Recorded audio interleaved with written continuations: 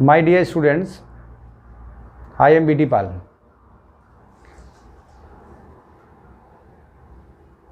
Today I shall teach you about exclamative and assertive.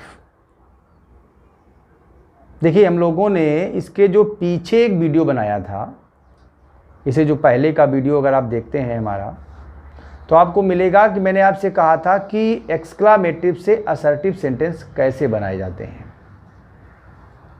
पहले उसको revise करेंगे हम लोग, और ये जो आज का वीडियो रहेगा वो रिवाइज पे ही रहेगा। आपको सुनना है, बहुत सारे सेंटेंस लेके आएंगे। मैंने आपसे पहले भी कहा था कि एक्सक्लामेटिव सेंटेंसेस एक नया नाम मिला है जब आप इंग्लिश में आए, लेकिन ये सच नहीं है। आप बहुत पहले से ऐसे वाक्य बोल रहे हैं, बचपन से बोल रहे हैं, और मैंने कल ये आपको विश्वास दिलाया था कि आपकी आदत बचपन से है। जैसे जब आप छोटे थे, अंधेरा देखा, कितना अंधेरा है मम्मी, इट मीन्स मम्मी बाहर बहुत अंधेरा है। I can not go out, मैं नहीं बाहर जा सकता। या कितना बड़ा चूहा, इसका मतलब चूहा बहुत बड़ा है। कितना लंबा सांप, अर्थात सांप बहुत लंबा है। जैसे और बताते हैं, जब बड़े होते तब भी कुछ भी करना पड़े, लोग बोलते मैंने आपके लिए क्या नहीं किया है, मैंने आपके लिए क्या नहीं किया है, अर्थात मैंने आपके लिए सब कुछ किया है। तो जो एक्सक्लामेटिव सेंटेंस होते हैं वो ये बताने की कोशिश करते हैं कि जब हमारी आंखों के सामने कोई अनकॉमन घटना हो, असाधारण घटना हो, तो हमारी आंखें जब किसी भी घटना को विचित्र ढंग से देखती हैं, तो जो हमारी टंग होती है, जिह्वा, वो व्यक्त करती है उस असाधारण घटना को एक आश्चर्यचकित ढंग से। जैसे मैं रास्ते से जा रहा था और मैंने एक बहुत बड़ा ऊंट देखा। कितना बड़ा ऊंट, कितना बड़ा ऊंट। तुरंत वहां से एक उत्तर निकलता है जब उसे बताते हैं आज हमने बहुत बड़ा ऊंट देखा। दोनों बातें आप बोल चुके हैं, और दोनों बातें क्या हैं? जो हाउ या व्हाट, या हिंदी में कहें कितना बड़ा, कितना अच्छा, कितना सुंदर प्राकृतिक दृश्य है। इसका मतलब प्राकृतिक दृश्य जो है बहुत सुंदर है। कितनी ऊंची चोटी, अर्थात चोटी बहुत ऊंची है।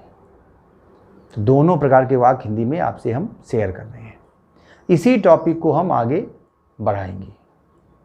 ओके, तो अब आप देखिए बोर्ड पे। तो जैसा हम आपसे कह रहे थे, आप एक बात समझ गए होंगे ना कि एक्सक्लामेटिव से असर्टिव सेंटेंस क्या होते हैं। समझ गए ना? Yes sir. तो जब आप समझ गए तो आप एक बार ये समझने की कोशिश करिए कि एग्जाम्पल कैसे आप पाएंगे। देखिए, मैंने बोर्ड पे कुछ एग्जाम्पल लिखे हैं आपके लिए। देखिए, लिखा हुआ है what a lame excuse, what a lame excuse. इसका मतलब है कितना कोरा, मतलब what a lame excuse means this is a lame excuse. यह एक कोरा बहाना है। कैसा बहाना है? कोरा बहाना है। और जब कहते हैं कि ये कोरा बहाना है तो कहते हैं व्हाट अ लैम एक्सक्यूज, क्या बहाना है, क्या इट मीन्स हुआ कि this is a lame excuse, ये एक कोरा बहाना है। और कोरा बहाना उसे कहते हैं जिसमें कोई भी मिलावट ना हो। फिर लिखा हुआ है एलास। एलास मीन्स होता है बड़े दुख की बात है। ये देखिए लिखा हुआ है इट इज वेरी सैड, बहुत दुख है। ही डाइड सो यंग, बहुत दुख है कि वह जल्दी मर गया था। क्या लिखा है? It is very sad that he died soon, sorry so, देखो ये मिस्टेक है, ये यहाँ पर देखिएगा, it is very sad that he died so soon. So soon की जगह क्या हो जाएगा जानते हैं आप? वेरी, नहीं, इट इज वेरी सून नहीं हो जाएगा। सो सून का मतलब यहाँ पर आप वेरी सून भी कर सकते हैं कि बड़े दुख की बात है कि वह बहुत जल्दी मर गया था। फिर देखिए आगे आते हैं, तीसरा सेंटेंस क्या लिखा हुआ है? Bravo, well done. किसी ने कोई अच्छा काम किया, क्या कहा? शाबाश, बहुत अच्छा किया है। क्या कहा? बहुत अच्छा किया आपने, शाबाश, बहुत अच्छा किया है। तो यहाँ क्या लिखा है? देखिए ब्रेवो मीन्स होता है शाबाश, इसका मतलब उसने प्रशंसा की है, लेकिन ये शब्द निकलता उसी ढंग से है, शाबाश, शाबाश, मजा आ गया। क्या लिखा है? You have done very well, आपने बहुत अच्छा कार्य किया है, आपने बहुत अच्छा कार्य किया। अब आपके दिमाग में आ सकता है सर ये यू कहां से आ गया? तो ये आपके लिए आया है, आप सुन रहे ना, तो आप ही के लिए आया है भाई। जिसको हम देख रहे हैं उसे कहेंगे ना कि शाबाश आपने बहुत अच्छा कहा। आप मीन्स आपने मीन्स, यहाँ तो लोग ये समझते हैं कि जब तुम बोलो तभी आप हो, तुम हो, यू हो, लेकिन नहीं। आप अगर चाहते हो कि मुझसे कोई आप कहे, रिस्पेक्टेड वर्ड्स मुझसे कोई प्रयोग करे, तो please you should use this word. आपने, आपको, आपसे। इसी जानते हो क्या होता है? जब आप दूसरों को कहते हैं, दूसरा वाला समझता है कि भैया यही वाला देना, कहे हमें यही मिला है। और संसार का नियम है, जो भी तुम्हें चाहिए वही देना शुरू करो। गुस्से से बोलोगे गुस्सा मिलेगी, प्रेम से बोलोगे प्रेम मिलेगा। वैसे हम आपको बता रहे हैं, हालांकि आप लोग जब देख रहे हैं तो आप समझिएगा, प्रेम के लिए बड़ी जो है घृणा है लोगों समाज में, का प्रेम नहीं, प्रेम खराब है। याद रखिए, प्रेम के बिना एक क्षण जीवित नहीं रह सकते हैं। आप ये जो वीडियो देख रहे हैं ना, इससे में प्रेम है, हर चीज़ में प्रेम है। Without love you can not survive in this world, आप इस संसार में जीवित नहीं रह सकते हैं। बस प्यार स्वार्थी ना हो। फिर क्या लिखा है? फिर लिखा है ओ for a glimpse of my motherland. काश, ओ मीन्स काश, मेरी इच्छा है कि ग्लिम्पेज मीन्स होता है झलक, मैं अपने मातृभूमि की एक झलक पा सकता। काश मुझे अपने मातृभूमि की एक झलक पा सकता। मैंने कल भी आपको इस वीडियो में कहा था कि देखिए, जो लोग गांव नहीं पहुंच पाए हैं, रास्ते में हैं, उन सारे लोगों की अपने गांव की उस भूमि से इतना प्रेम है कि काश मैं कितनी जल्दी अपने गांव पहुंचूं। आपने देखा एक घटना हो गई है एक दूसरे प्रांत में, जहां बहुत सारे लोग आ रहे थे। तो बड़ी ये दुख की घड़ी है, मैं जो बात कह रहा हूँ ये बड़ी एक, मुझे बड़ा दुख होता है। हाँ, मुझे बड़ा खेद है इस बात में, जब मैं सोचता हूँ तो मैं हिल जाता हूँ। समझिए कि 16-17 लोग पटरी पर सो रहे थे और ट्रेन गुजर गई, हॉर्न भी नहीं सुनी, इतना थके हुए थे। तो इसलिए जीवन में कभी थकना नहीं, कभी रुकना नहीं, कभी ये सोचना नहीं कि ये पथ खाली है, क्योंकि कोई भी पथ खाली नहीं होता है। कब कौन गुजरेगा ये तो गुजरने वाला ही जानता है। और उनके साथ इतनी बड़ी अप्रिय घटना, उन घर परिवार वालों को क्या सूचना मिली, कैसे जीते।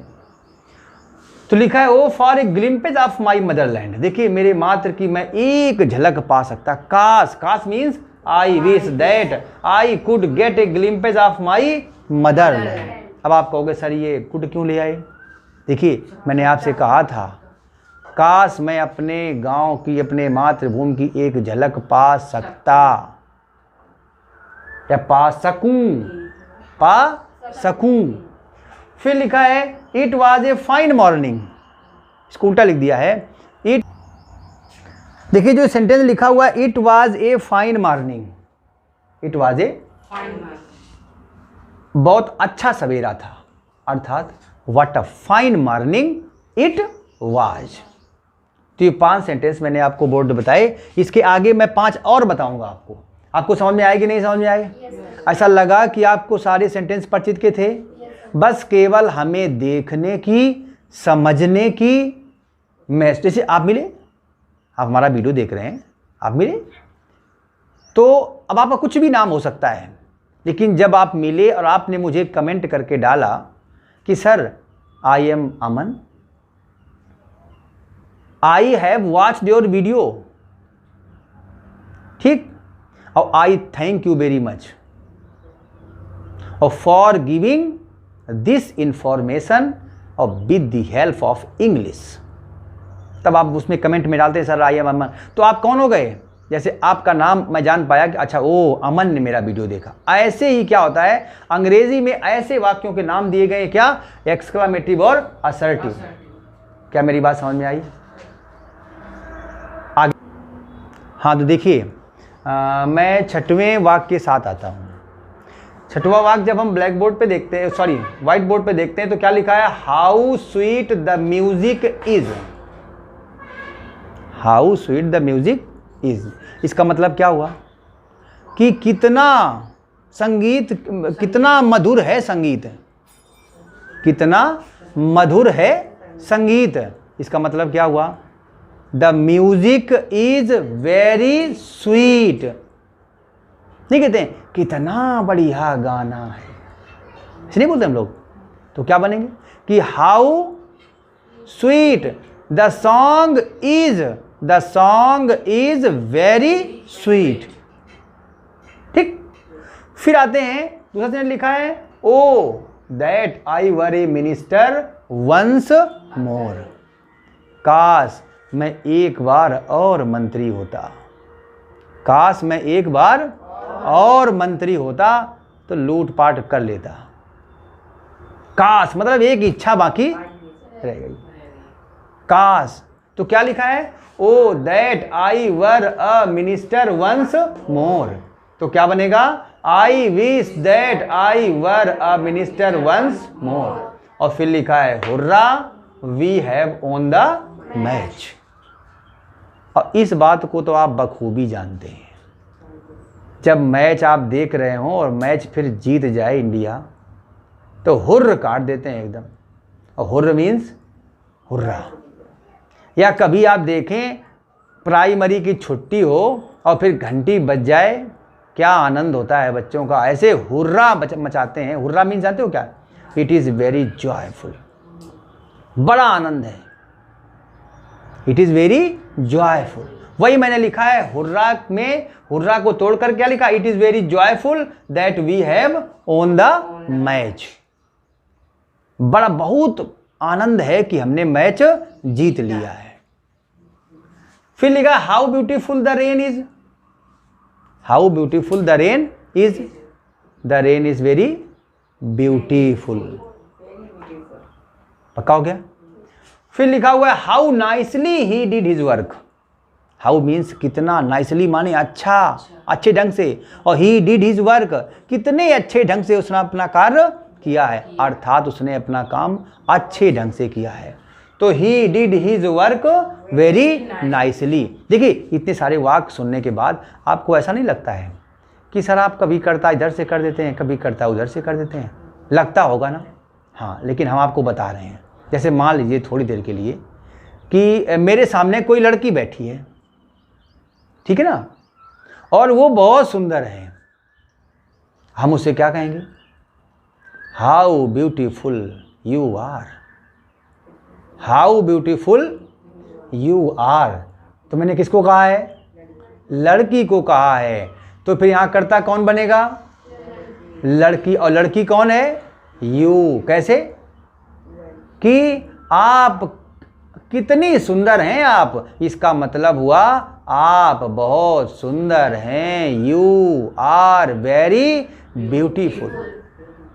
और उसमें क्या बना था कि हाउ ब्यूटीफुल यू आर। अब देखिए यहां पर जैसे हमने कह दिया कि यू लगा दिया तो आपको फिर डाउट हो गया। अब हम आते हैं दूसरी जगह। जैसे मैंने कहा कि how beautiful Jyoti is, how beautiful Jyoti is. इसका मतलब इट मीन्स क्या हुआ, मैंने कहा कितनी सुंदर ज्योति है, इसका मतलब हो गया कि ज्योति बहुत सुंदर है। तो कर्ता ज्योति बनाएंगे कि सुंदर बना लेंगे? ज्योति है। कितने अच्छे हैं आप बहुत अच्छे हैं। कितना सुंदर है पेड़, पेड़ बहुत सुंदर है। कितनी अच्छी सड़क है, तो सड़क बहुत अच्छी है। अब तो समझ में आ गया होगा ना। तो कर्ता, जैसे देखो जितने वाक्य लिखे हैं आपको लग सकता है how beautiful the music is, संगीत कितना सुंदर है, संगीत कितना मधुर है। तो मधुर क्या है? The music is very sweet. फिर क्या लिखा है? Oh that I were a minister once more, काश मैं एक बार और क्या होता? मंत्री होता। तो कौन होता? मैं। काश मैं अच्छा अध्यापक होता। Oh that I were a good teacher, I wish that I were a good teacher. आप तो कर्ता समझ गए होंगे पक्का। चाहे देखो जैसे ये सेंटेंस लिखा हुआ लास्ट वाला, how nicely he did his work, tense नहीं चेंज होता। देखिए ये पास्ट रिपीट था, पास्ट रिपीट रहा, ये प्रेजेंट का था, प्रेजेंट रहा, ये प्रेजेंट था, ये प्रेजेंट रहा, ये काल्पनिक था, ये काल्पनिक रहा, ये प्रेजेंट था, ये प्रेजेंट रहा। टेंस नहीं बदलते हैं क्योंकि बात सामने वाले के अनुसार कही जाती। बहुत सारे बच्चे होते हैं जब बड़ा सा वाक्य देखो इसमें नहीं लिखा how nicely he did his work, कितना अच्छे ढंग से यह कार्य आपने किया, अर्थात किसने किया? उसने। तो उसने यह कार्य बहुत अच्छे ढंग से किया है, सुंदर ढंग से किया है। क्या मेरी बात समझ में आई होगी? शायद आपको कोई प्रॉब्लम रही नहीं होगी। तो देखिए मैं कुछ वाक्य और शेयर करूंगा आपके साथ ताकि बिल्कुल आपके अंदर कंफर्मेशन आ जाए कि सर टॉपिक इज ओवर। तो देखिए कुछ सेंटेंस लिखे हुए हैं, how pretty this flower is, कितना सुंदर ये फूल है। It means this flower is very pretty. How beautiful the stars are, कितना सुंदर तारे हैं। इसका मतलब the stars are very beautiful. फिर दिया गया हाउ नाइस इट इज, कितना अच्छा है ये, अर्थात it is very nice. How hot the day is, कितना गर्म दिन है, कितना गर्म दिन है, दिन बहुत the day is very slow बोला। व्हाट अ फनी रिमार्क, क्या मजाकिया टिप्पणी है। तो it is very funny remark. बात समझ में आ गई? फिर लिखा है oh that I were A bird, काश मैं एक चिड़िया होता। तो उड़ के सब जगह देखा था। आई विश दैट और आई वर ए बर्ड। देखिए चलते चलते मैं एक बात आपके साथ शेयर करूंगा।